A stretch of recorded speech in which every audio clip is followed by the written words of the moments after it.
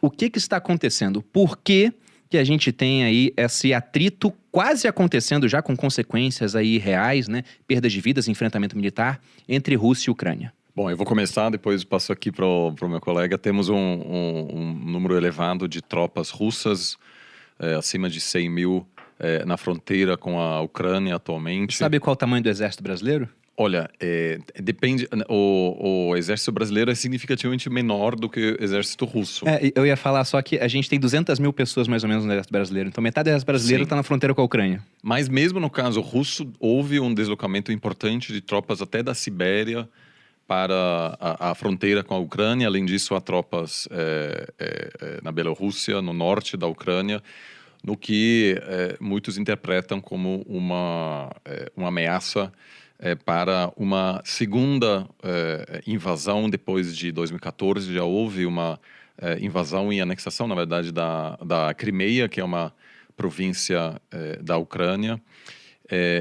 Está havendo uma forte resposta por parte da OTAN, que busca dissuadir uma atuação militar russa. Isso está gerando uma tensão geopolítica ampla.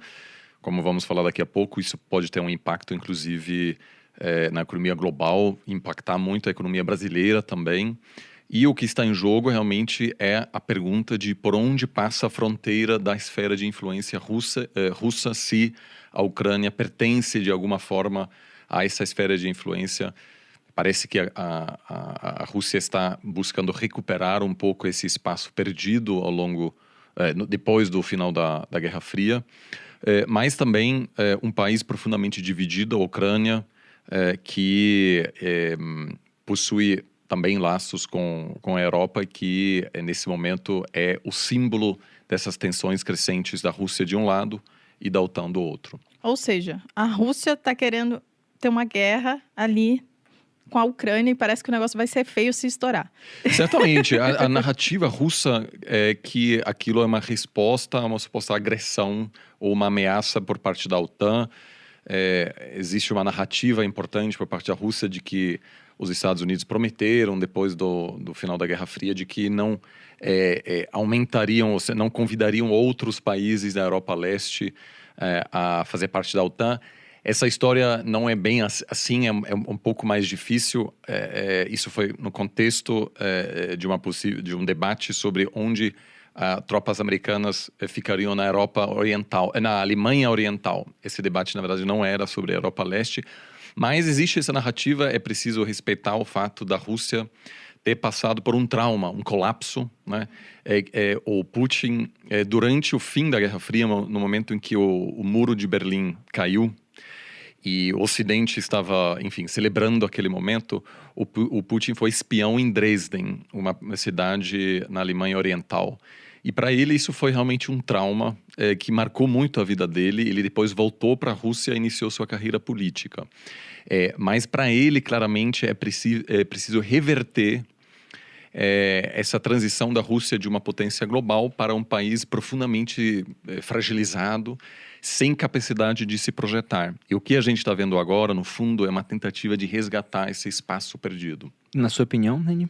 Acho que o Oliver fez um belo resumo aí do que está acontecendo hoje.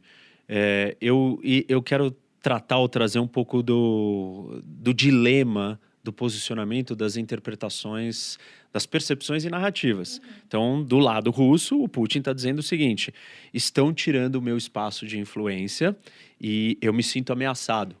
E a ameaça não é só por uma percepção política do Putin, mas é uma ameaça real, geográfica. E aí a gente tem que olhar um pouco para trás na história do que é o território russo e a geografia, como que nasceu o Estado russo, como que nasceu esse povo e de onde eles estavam localizados. Eles estão localizados num lugar plano, uma grandíssima planície, né, que são os steppes da Eurásia, que é uma área muito fácil de você trafegar, transitar. E isso cria uma vulnerabilidade. De invadir também. Você não tem barreira natural, então todo mundo chega até você e te ataca. E os russos sofriam com a sua existência nesse nascimento original desse lugar ali, onde está Moscou, que era o Principado de Moscov, primeiro com uma rota de invasão que vinha da Ásia Central, que era dos mongóis. E a segunda rota vinha do norte da planície europeia, que é uma região que começa na França, passa por Holanda, Alemanha, Polônia, Ucrânia e Bielorrússia e chega dentro da Rússia. E os russos foram atacados historicamente ali pelos franceses, pelos alemães, pelos suecos, pelos turcos, não exatamente por ali, mas também por baixo. Então, eles se sentem ameaçados. E ok, essa ameaça é real.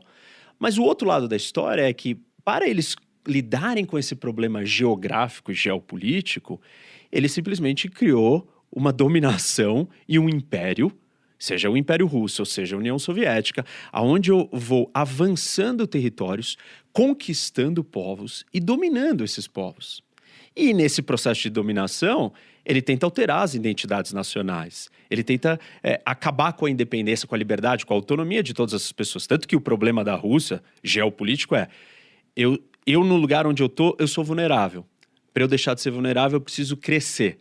Quando eu cresço, eu abocanhei um monte de gente que não era parte do meu povo dentro da minha nação. E aí eu preciso gerenciar todas essas pessoas. E aí eu preciso de uma autoridade central forte, repressora e dominadora, que é o que aconteceu historicamente com a Rússia. E aí, óbvio que esses povos conquistados querem se tornar autônomos e começam a lutar pela sua independência. E é isso que acontece. E aí ele começa a se fragmentar. Só que quando ele começa a ficar pequeno de novo... Ele parte para a expansão. Porque ele fica se sentindo vulnerável. Porque as rotas de acesso até ele estão muito fáceis. E tudo que ele não quer, como o Oliver colocou, é que a Ucrânia vire uma base do seu rival ou do seu inimigo. Como uma base? Colocar tropas do Ocidente ou da OTAN, que é uma aliança militar, na Ucrânia. Se você colocar tropas dentro da Ucrânia, você colocou tropas, sei lá, dentro quase que da Rússia. Não dá tempo para reagir. Então, ele não vai negociar e ele não vai aceitar perder esse território. Esse é o ponto-chave para ele. Agora, qual que é a narrativa do outro lado, do Ocidente e da OTAN? É simplesmente assim... Bom, nós estamos cercando o Putin porque nós estamos trazendo todo mundo para o nosso lado? De certa maneira, sim. Mas se você não fizer isso, o que acontece? Ele expande e ele cerca. Ele nos cerca, como ele fez. Quando? Na União Soviética. E aí o Ocidente tem um problema, porque o projeto de cercar do Ocidente não é igual ao dele. O dele é um projeto de ocupação, dominação, ditatorial, imperialista. E o do Ocidente olha, você tem que ser uma democracia, se juntem ao nosso projeto europeu democrático, temos uma aliança democrática. Eu estou querendo trazer aqui a clareza desse choque de visões. Eu não estou negando que o Putin se sente ameaçado e que não é legítima a sensação de ameaça. A minha grande esperança é que os países, a diplomacia possa, apesar de um possível confronto, inclusive uma guerra, possa manter a cooperação em outras áreas. A gente vê isso no Irã, por exemplo, onde a Rússia e os Estados Unidos mantêm sua cooperação na tentativa de chegar num acordo nuclear no Oriente Médio. Pode fracassar também, a gente ainda não sabe. Mas o tema crucial é como manter a cooperação, por exemplo, na área de mudanças climáticas, durante uma piora significativa em outras áreas entre Washington, Moscou e Pequim. E isso acho que será o grande desafio mesmo, né? Vamos supor que em algum momento vai ter uma guerra no Taiwan. Acho difícil os Estados Unidos cederem e difícil os chineses se contentarem com o status independente. Em algum momento vai ter um confronto lá. Em algum momento vai ter algum confronto na Ucrânia, porque os dois lados têm preferências conflitantes. E é nessa hora eu acho que a gente precisa esperar que tenha canais de diálogo que resistem a todas as tendências nacionalistas, de a gente não vai falar mais com essas pessoas, etc. Eu, infelizmente, vejo muito essa tendência no mundo acadêmico. Cooperação em áreas estratégicas entre faculdades americanas e chinesas está péssimo, né? Você não recebe mais visto. A relação na área entre faculdades russas e americanas, super ruim. Então, eu espero, de alguma maneira, que seja possível manter isso, porque se a Rússia, a China e os Estados Unidos não cooperarem nessa área, aí eu acho que a chance para um acordo global necessário para avançar nessa questão, por exemplo, do clima, vai ficar muito mais difícil. Outra é proliferação de armas nucleares, etc. Então, isso é a minha esperança de que, mesmo se tiver esse confronto, que continue havendo diplomatas conversando para lidar com grandes outros problemas que a gente tem. Eu discordo da visão do Oliver que a gente, assim, entendo a ideia de que vamos manter, vamos preservar os canais diplomáticos e que eles continuem cooperando em outras áreas, mas eu discordo que isso já aconteça com ou sem guerra, com ou sem conflito. Assim, a diplomacia já não consegue avançar nos grandes temas. Eu não acho que o mundo ele caminha junto. Eu acho que a solução desses problemas vem muito mais de dentro de cada país e cada nação, e já é difícil demais conseguir isso internamente. Acho que uma coisa que você colocou, Bruno, que é a questão das redes sociais, isso trouxe uma grande cacofonia, uma gritaria maluca. Você não consegue discutir ideias, você não consegue discutir problemas complexos. O mundo tem um problema, não é as democracias, não são as ditaduras. Nós temos um problema em comunicação, interação e convivência. E, obviamente, que problemas gigantescos como esse que você citou requerem grande coordenação, mas isso está muito fora da escala e do alcance. Nós temos que tratar isso em fases menores ou núcleos menores. E mesmo nos núcleos menores, hoje eu estou achando impossível. A gente não consegue falar.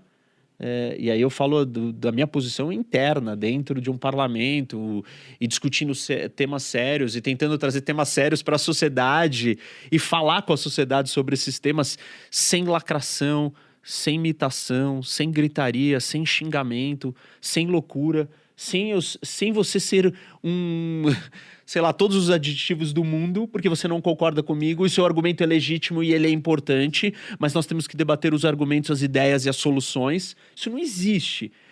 Isso não existe em escalas muito pequenas, familiares, quanto mais de uma nação. E aí, você fala então da esfera internacional, eu acho... Concordo.